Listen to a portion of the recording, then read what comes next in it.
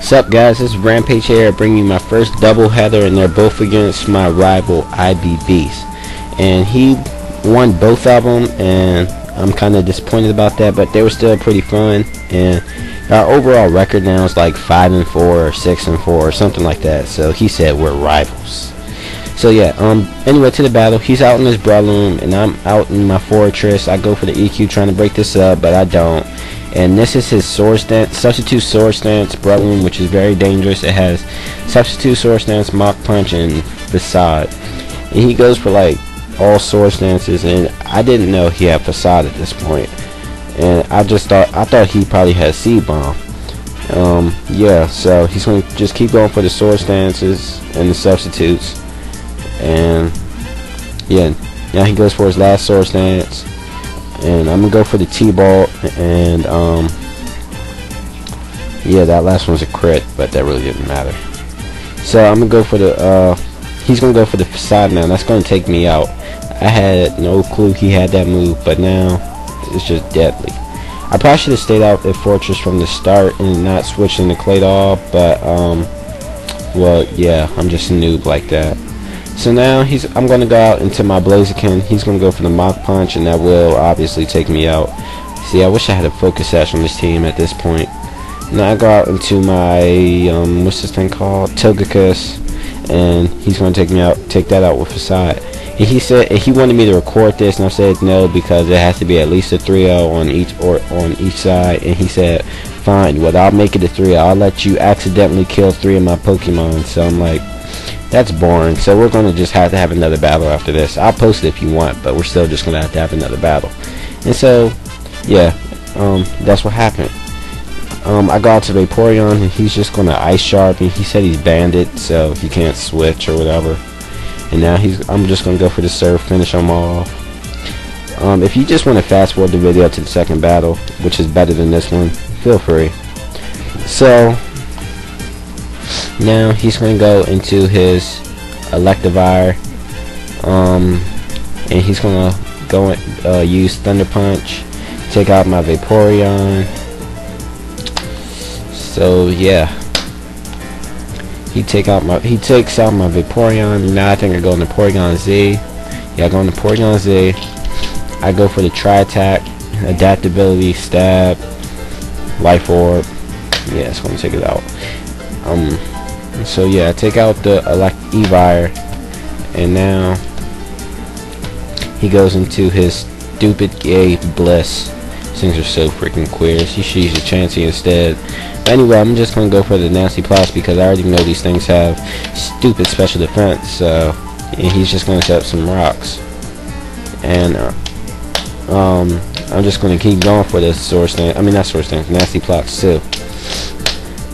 So that's +4, I think. I think that's 2 right there. And he's just gonna go for the T-Wave because Blisses are gay like that. And now, yeah, what happens now? I think I get paralyzed on this turn. No, he's gonna go for the Heal Bell just because he wants definitely to die, and I do get paralyzed. So I couldn't set up my final Nasty Plot this turn. I'm just gonna have to wait till next turn, and he's gonna go for the Thunder Wave again just because he wants to die. I'm going to go for my last Nasty Plot. So, yeah. Now he goes for the Heal Bell. And I'm just going to go for the Hidden Power Fighting. And that will do a shiza load of damage. He's going to go all the way down to probably about like 8 HP and survive. No, not 8. That's probably about like 40 HP and survive. 40, 80. 100, I don't know what it is for that thing. And he's gonna go for the Soft Boil and be annoying like a real Blissey would. So now that that thing is healed again, I'm just gonna go for the Hidden Power again, and this one obviously will take it out, seeing as how much the first one did.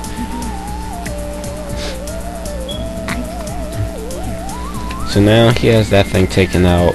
I had that thing taken out, and he's just going to go into his Heracross and finish me off with this close combat. So yeah, there goes this battle, this one, and he gets a crit. That crit really mattered. Just kidding. But yeah, he's gonna finish me off with the close combat, and yeah, there goes battle number 1.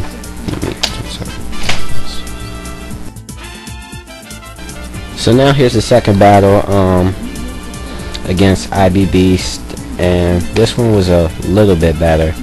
I lost this one as well, but they were still fun. And I'm just gonna lead with my Blaze Infernape, and he's gonna lead with a Celebi, and that thing's gonna go for the trick, give me its Scarf, and I go for the Stealth Rock. But yeah, so I'm rocking the Stealth Rock, and I'm gonna have to switch. So now well, I don't really care too much because it's good to have those things up. And I actually stayed in the Stealth Rock again because I was predicting the Thunder Wave. It might have been like my Mesper set, and that's what I was predicting. But now I knew I had to switch, and he goes for the Zen Headbutt, and that's going to do a little damage to me. And then he's going to go for a U-turn, which is going to do a lot of damage to me. But I still take it pretty nicely. And now he's going to go into his Gyara. So now he gets Intimidate off on me, so my explosion is going to be weak whenever I decide to go for it. And I'm just going to set up a light screen. I had no idea why. I just kept thinking that thing might be like a special attacker or something. The Celebi, not the Gyarados. And he's just going to go for the Dragon Dance, and I predicted this Dragon Dance. So on this turn, I'm just going to go boom.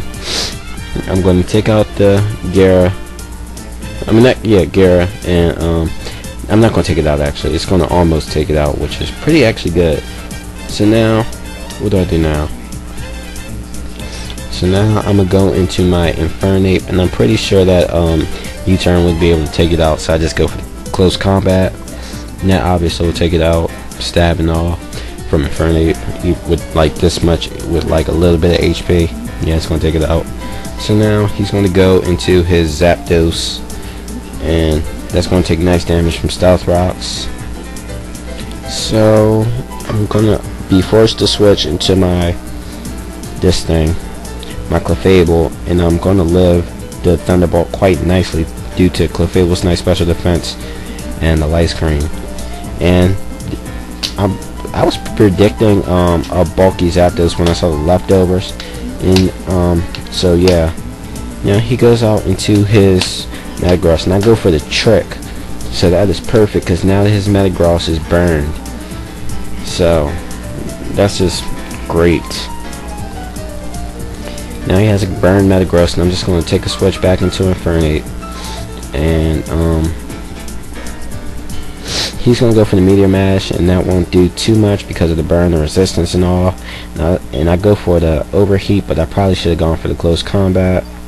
Well, first he switches, and I go for the Overheat. But I probably should have gone for a close combat. And throughout this whole battle, I was thinking that this thing is Scarf because that's what these things usually are. So I'm just going to take a switch into my Clefable, and yeah, that does too much damage even with the Flash Fire boost, and because I had light screen up, so that kind of led me to think that this thing is Specs. He goes for Fire Blast again. He doesn't miss at all this battle. Like 85% is still high, but it can still miss too. Like if it was if it was me, I would have missed without a doubt. Like I miss Overheat, so that's how you know it would have missed for me. But anyway, I go out in the Gyarados, and he's going to be forced to switch, and he switches into a Zapdos. So now I'm going to just go for the Dragon Dance on the switch, what all Gyarados do. And I was thinking that since this is bulky Zapdos and I have a Wakan Berry, a Thunderbolt wouldn't be able to kill me. So I go for the Waterfall, hoping I can actually kill it, and it actually survives. But I'm still thinking that a Wakan Berry reduced Thunderbolt won't KO my Gyarados. So yeah, so let's see. And I was completely wrong because it does KO me. And maybe I should change the item on this Gyarados because it is not helping me right now. So now I'm gonna just go out to my Jolteon and finish this thing off with a T-Bolt to the face. So yeah. So now Jolteon's out. I really like right now I'm thinking, how am I going to beat these guys remaining Pokemon? and he sends out an Alakazam, and I'm hoping that Shadow Ball will be able to take it out. But Alakazam has pretty nice special defense, so it's actually going to be able to live it. And he's going to go for the Psychic. I don't know if this thing is Scarfed or Specs or what. Life Orb. I don't know. Leftovers. I don't think he's Leftovers. I don't remember saying Leftovers. So I'm just going to go for the Shadow Ball again, and that will KO the Alakazam. So now, yeah. So now what does he go out to? Now he goes out into his Celebi, and I didn't want to switch because I'm thinking the Stealth Rocks will kill me when I come back in, so I just go for the Shadow Ball. Now I won't do jack crap. I'm thinking that this one's actually a special bulky Celebi and not a defensive bulky one, because most of them are defensive bulky, because you can easily Calm Mind, which raises up your special defense, and you'll have good defense. But anyway, he goes out to Heat Train, so I go out to Clefable. He's gonna Fire Blast and not miss again. That will KO me. Usually I think I'd be able to survive that, but I didn't, so that's why I really thought it was Specs. And now I'm just gonna go out to my Cresselia, and he's gonna go for the Fire Blast one more time, and it's gonna do a crap load of damage again. And I was thinking, I Calm Mind right here, hoping I could survive another one, but it doesn't look like it. Even though after Leftovers, I was still just praying that I could survive with at least 1 HP or something, and I don't. So yeah, that's a good game. Beast, hope to battle you again sometime. Comment, rate, subscribe, guys. Peace.